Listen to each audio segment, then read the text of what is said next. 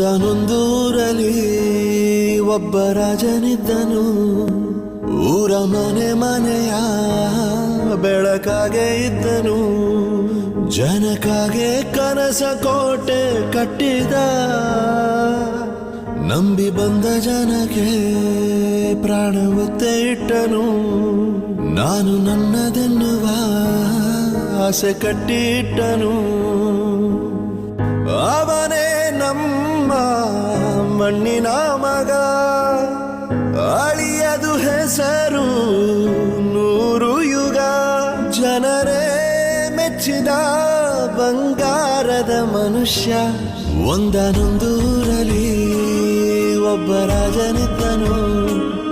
ಊರ ಮನೆ ಮನೆಯ ಬೆಳಕಾಗಿದ್ದನು.